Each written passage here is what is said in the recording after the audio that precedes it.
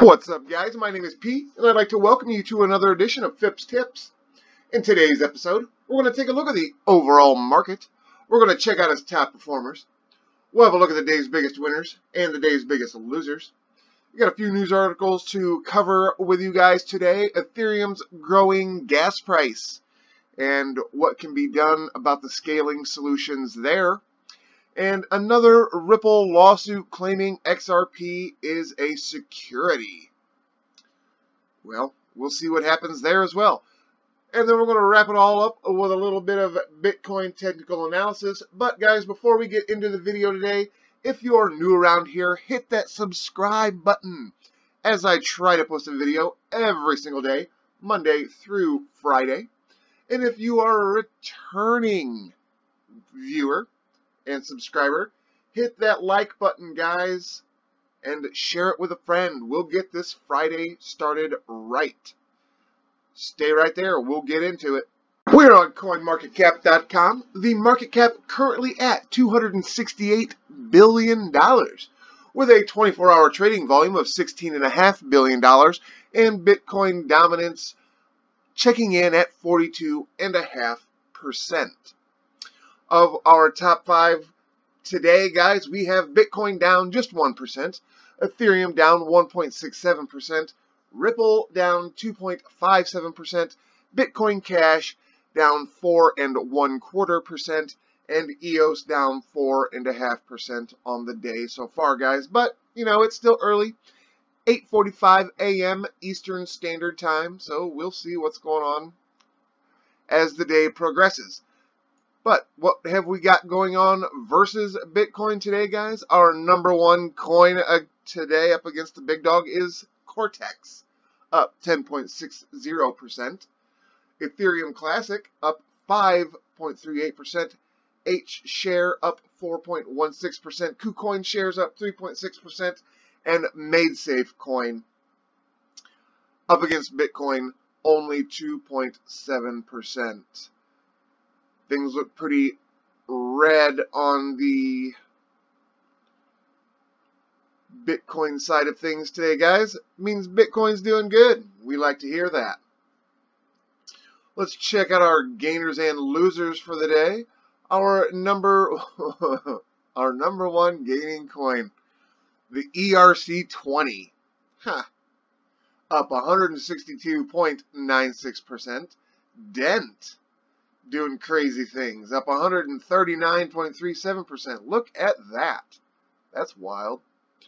Mark.space, up 61.79%. Hollywood coin, up 60.40%. And SR coin, up 43.04% on the day, guys. Look at this. Sakura Bloom, still doing good stuff. That's cool. We're going to check out our biggest losers. Our number one biggest loser on the day, guys, Banca, down 32.21%. Aditus, down 30.67%. BT2, down 25.23%. CardStack, down 22.9%. And Octoin Coin, down 20.1%. That is fun to say. Octoin Coin. Anyway, guys, that's our gainers and losers for the day. We're going to move on into our news articles for the morning, so stay tuned. We'll get into those. Ethereum's growing gas price and what's being done to stop it. The article brought to you today, guys, by Coindesk.com.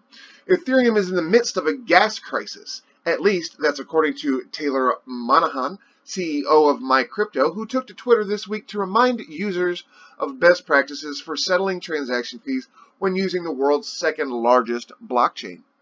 The words of concern are warranted. Because of changing conditions on the network, there's a possibility users of the startup's wallet software are overpaying for transactions. In total, Ethereum users spent 5,862 Ether, or $2.7 million, to send transactions on Monday, an all-time high according to available network data. The culprit? A single exchange. China-based Fcoin appears to be congesting the blockchain with a controversial business model. It's good to remember that what gas actually is, how it works, and why it's necessary, and why this situation is unnecessary. Monahan tweeted, "A measure of computational effort, the price of gas, effectively what users pay to use the network, fluctuates according to demand. And that demand appears to be escalating to unprecedented levels. While December saw a popular digital cat breeding game, CryptoKitties, overwhelm the network, cumulative gas expenses at the time were less than half of this week's new heights." Gas prices not looking good right now, warned ETH Gas Station, a primary resource for Ether gas metrics, on Twitter Monday, stating that users should pay $3.20 USD per transaction to be accepted, or wait for a period of 30 minutes for the transaction to be accepted into a block. The situation has since corrected. Transaction fees, while still high, have settled relative to Monday's peaks. But still, developers are exploring ways to ensure that volatility is improved. The problem is what is causing these fees to go up and how that affects the usability of the blockchain in a broader sense, Monahan told CoinDesk. And that's because while transactions cost points to a wider scaling issue, as the network reaches its limits, transaction fees increase. There's steps that can be taken to improve costs before Ethereum moves into a more scalable architecture. For example, Monahan said it's due to imperfect tooling, like gas pricing algorithms that occasionally go awry, and human error on behalf of users' accounts for much of the price raise. Monahan summarized that these fees are very high due to a few events over the past few days that have increased demand, and a few parties have external factors that make paying exorbitant transaction fees worthwhile. One such actor, according to Monahan, is Fcoin. A China-based exchange, Fcoin has previously drawn attention due to its novel revenue model, which involves distributing fee tokens to users trading on the platform. As detailed by CoinDesk, the model has proved popular, having led the exchange to 24-hour trading volume of upwards of $5.6 billion last month. That's huge, guys. A figure that has vastly exceeded the top exchanges on CoinMarketCap's combined. Behind the Ethereum congestion, however, is that currently Fcoin is running a daily competition, whereby users vote for a token listing by depositing that token repeatedly under the exchange. As a result, it spurred token developers to send out airdrops to a multitude of accounts, sparking hundreds of thousands of transactions, a gesture that for many in the Ethereum community was not well received. $240,000 burned in gas so far, founder of Freshco, Roy Huang, tweeted on Monday. If you want this madness, you are in blockchain for the wrong reason. Speaking to CoinDesk, Monahan echoed this sentiment, calling it an absolutely despicable voting mechanism that was incentivizing Sybil attacks, a kind of spam attack that swarms a network with false identities. Sparked in times of network congestion, the result is what Ethereum researcher Philip Castangue calls a gas price war, in which users battle for network inclusion by bidding higher fees. The impact of this is numerous. Transaction fees increase, transactions fail due to inefficient fees, and others, out of frustration or accident, send enormously high transaction fees, which drives up the price for everyone else. It even caused advanced users to collude with miners to skip the transaction fees altogether, Monahan said. But regardless of the actions of Fcoin, developers are emphasizing that there's ways to improve the situation for all users, irrespective of whether that usage is condemned. On the recent high gas fees, I have to disagree with criticism regarding spam transactions. Giorgio Constantinopoulos from Loom Network tweeted, "We're in a permissionless network. There are no spam transactions. If somebody pays the required fee, the transaction is not spam. As such, there's work being done that can improve the situation in both the short and long term. For example, Griff Green has authored a proposal based on research by Alexei Akhanov, in which Ethereum adopts a technique inspired by Bitcoin named child pays the parent strategy. Rather than transactions by the same account being processed separately, miners can support transactions according to account and claim a higher bounty by processing them simultaneously, which could be used for super users like exchanges that send multiple transactions at once. Right now, the miner is just leaving money on the table, Green told CoinDesk.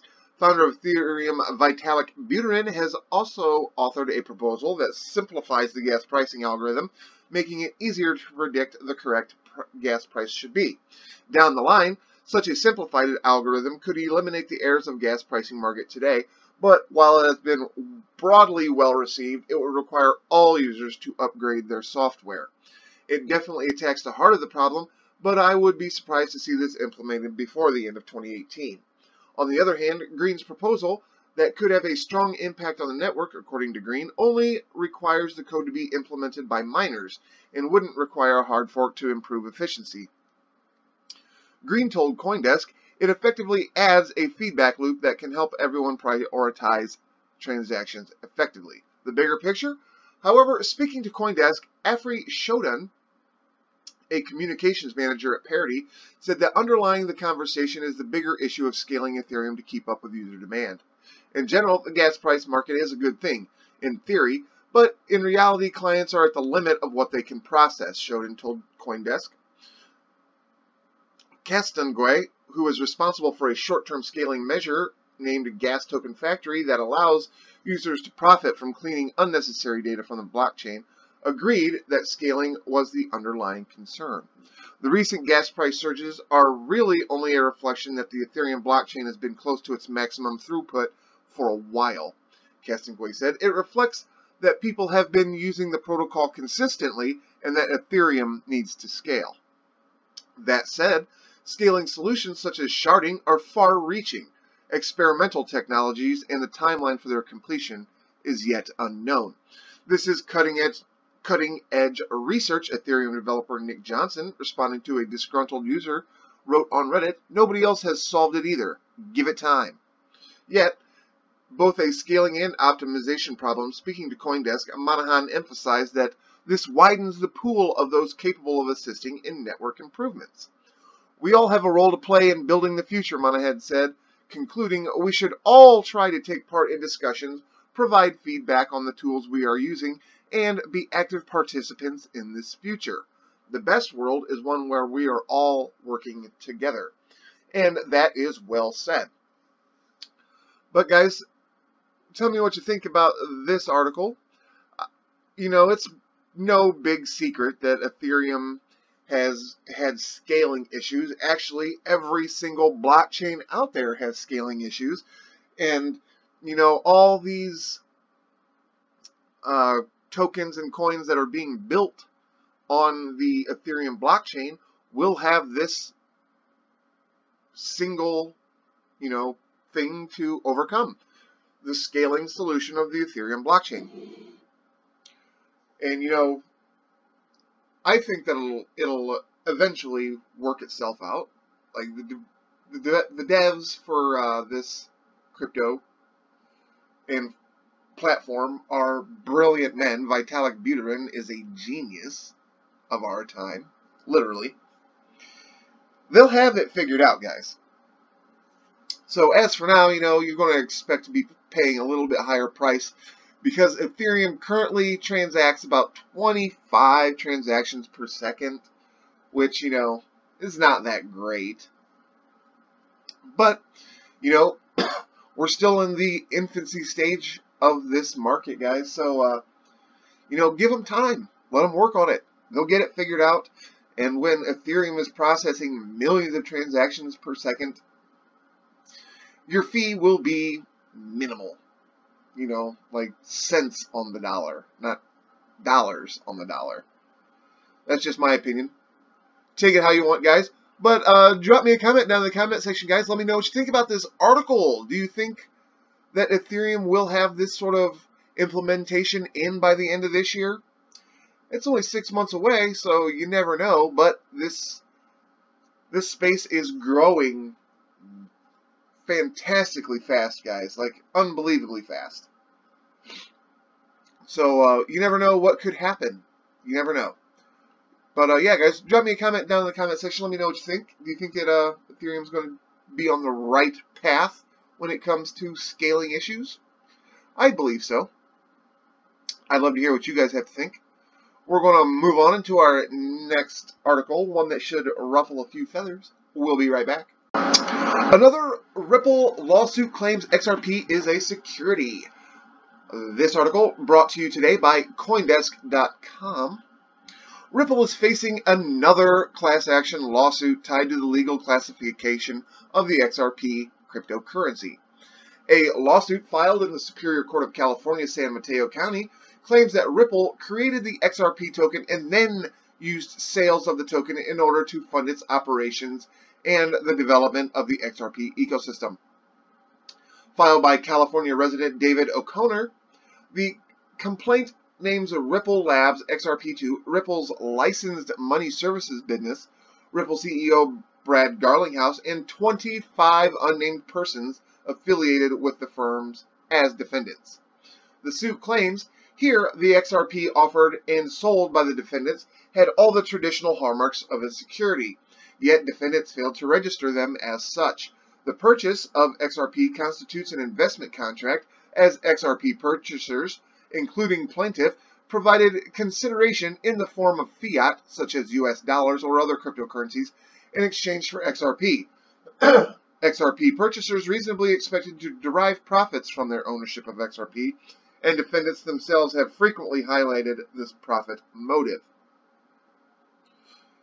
Like previous lawsuits, O'Connor's filings seek damages for the price drop from earlier this year, noting that while traditional securities would afford owners some measure of control over the firm, XRP does not. O'Connor goes a step further, claiming that Ripple has complete control of the XRP ledger and that the network is not decentralized like Bitcoin or Ethereum. The suit comes on the heels of two others with similar claims. Former Securities and Exchange Commission SEC Chair Mary Jo White and former SEC official Andrew Keresny are representing the company in the first suit, though it's unclear whether they will do so for, get this guys, the second, third, and fourth lawsuit. So yes, guys, there are currently 4 open lawsuits against Ripple, accusing them of XRP being a security. Further, Further, New York-based law firm Skadden Arps is representing Ripple in at least one of the suits, a representative told Coindesk. Previously, Garlinghouse had publicly stated that XRP is not a security, claiming that XRP ledger is decentralized, independent of Ripple Labs, and that purchasing XRP tokens does not give investors ownership of Ripple. A spokesperson for Ripple did not immediately respond to a request for comment. Notably, a similarly constructed lawsuit was also filed this week by investor Avner Greenwald, public records show. And that lawsuit also alleges XRP is a security. So guys, I mean, this is not great news for XRP fans. Not at all. Especially since, Brad Garlinghouse, Ripple does a lot, guys. The company does a lot to, get its name out there and get what it's trying to do out there. But, you hear a lot of people in the crypto space. It's a divided thing. It is really divided on whether or not Ripple will make you rich, or Ripple is, just a scam coin. They don't call it a scam coin, but its intention is not being used. So a lot of people, Eric Voorhees, for those of you who are familiar with the crypto space, Eric Voorhees is not a fan of XRP. And that guy, like, he is very, very smart, and he is tuned into this space like very few other people are, guys. So, I mean, when that guy speaks, I tend to listen to what he has to say, and he is not a fan of XRP. He, in fact, he is quoted as saying, "You should leave XRP the hell alone." I mean, but, you know, there are a lot of people out there who think that XRP is, like, the way to go. And, you know, there's even YouTubers out there, guys, that, I'm not going to name them off or anything like that, but, you know, they'll do an XRP video at least 3 times a week. At least. Like, I used to follow some of these guys. I had to quit following them because it's just ridiculous. I don't care that much about XRP, you know, to be making videos about it 3 times a week. I get it. You hold bags. I get it. You're excited. I get it. You want it to do things, and you want other people to be excited about it. I get it. But, geez, report on something new, guys. Just my opinion. But, you know, I own a little bit of XRP. So, you know, I'm interested in what is going to happen with XRP in the future. Will it reach its $3.80 price point again, like a lot of people claim? Who knows? Who knows? I know I didn't buy in at that point. I came in when I came into this space, actually, as the market was on the downturn in mid-January when it was taking its $10,000 dump. So, you know, I was able to get in on Ripple very, very cheap. Actually, lately I've been able to get into any coin I want for very, very cheap. I mean, this correction, guys, while a lot of people are losing money, it is also a blessing in disguise because, you know, you're at the point right now, guys, where you can buy pretty cheap. And a lot, I shouldn't say a lot, but a few technical analysts that I follow via Twitter and over, you know, just the space in general, like YouTube, Twitter, yada yada. You know, a lot of guys are claiming like there's going to be a year-long bear market. Like a year, guys. We could be looking at prices like this. I mean, so far it's been going on 6 months, so, you know, really no sign of changing in any sort of dramatic fashion. But, you know, we'll see what happens. We'll see what happens with it. But, you know, guys, let me know what you think. Are you an XRP bag holder? If so, how does this make you feel? I mean,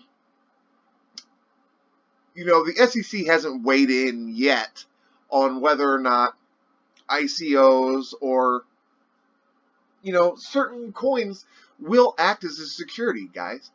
Like, if you're buying what this company, like Company A, is selling you,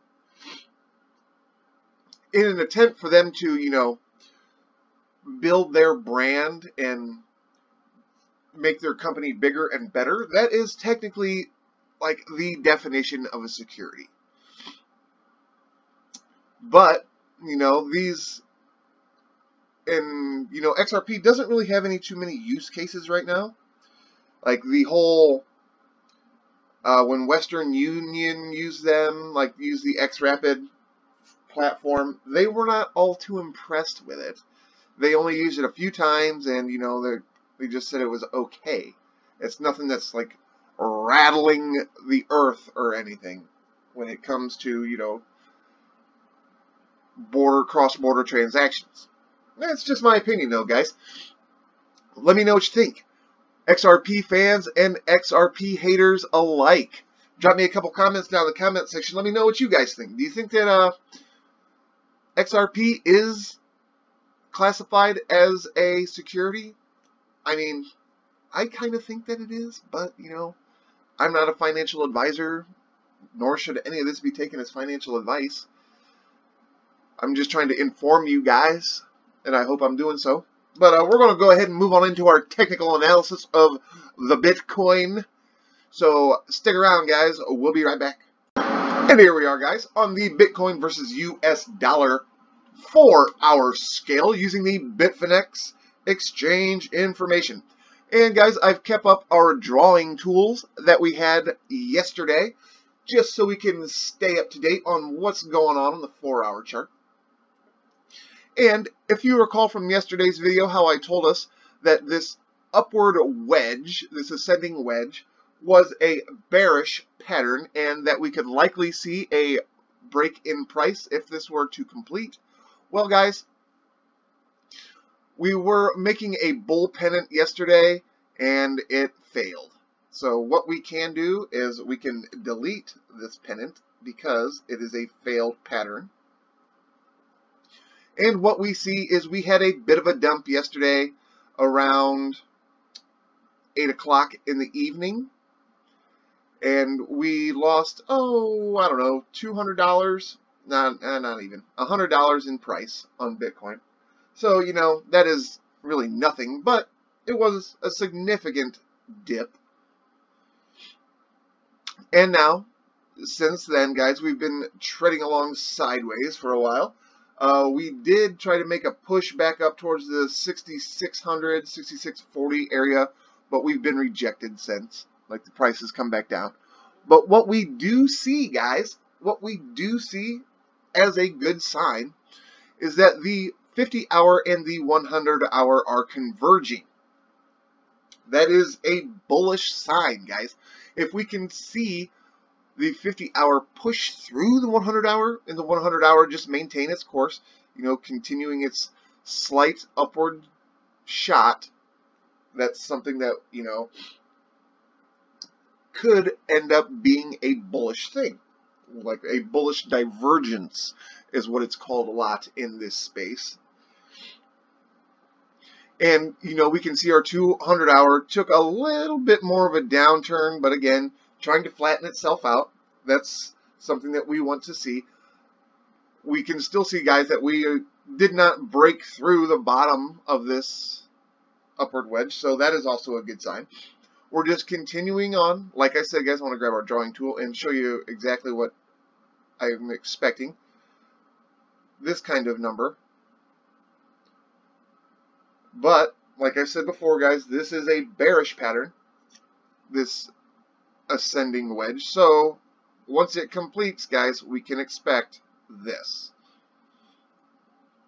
That is what we should expect coming into Bitcoin, like in the coming days or so. We are on the 4-hour scale, so each one of these candles represents 4 hours, not a single day. But what we can do, guys, I'm going to go ahead and remove this makeshift junky arrow that's terribly drawn. Or I was going to, but I can't seem to get a grip on it. There we go. There we go. Okay. So what I'm going to do is we're going to check out our day scale and see what that looks like, guys. We get a broader picture. So what we can see, guys, from the day scale, I'm going to turn auto off so we can just zoom in on it like that. There we go. And I want to just turn it off one more time, bring it up, center it out, so we can see exactly what we've got going on here. And guys, look at this. Bitcoin just moving sideways, doing some sideways price action. For the last 3 or 4 days, we've been printing dojis on the day scale. So what does that mean? Indecision, guys. Dojis are indecision, and if we have like 3 or 4 of them in a row, that is never a good sign. That means that the market is indecisive and is ready for a reversal in trend. So what we could see is how we're in this upward trend right now. We could see Bitcoin price just dip. I mean, from the looks of it, guys, we've got maybe another day. This is on the day scale, by the way, guys. we have maybe another day or two of this sideways action before Bitcoin actually has to make a break, either up or down. Now, why? Because, guys, that's just the way that these markets tend to work.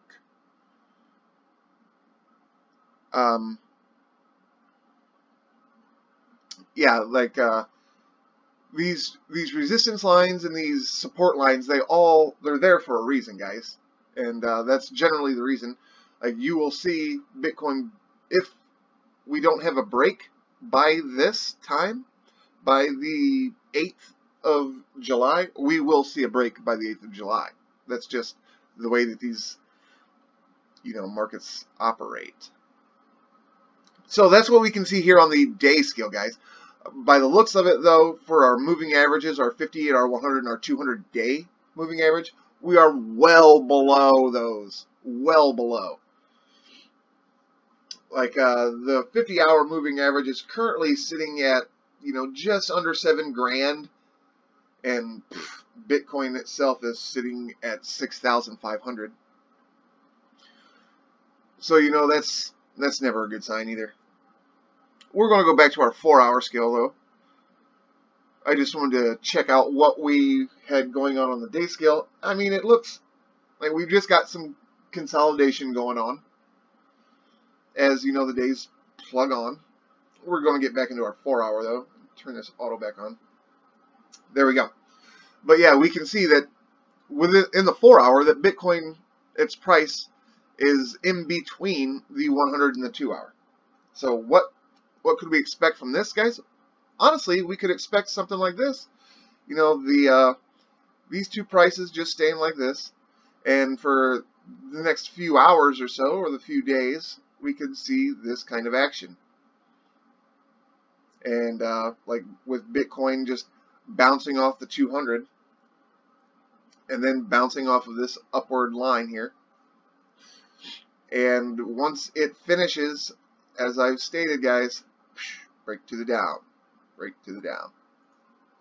But that's what I'm expecting to see, guys. As I have stated earlier, though, I am not a financial advisor. This is not to be taken as financial advice. This is all for educational and entertainment purposes only. So,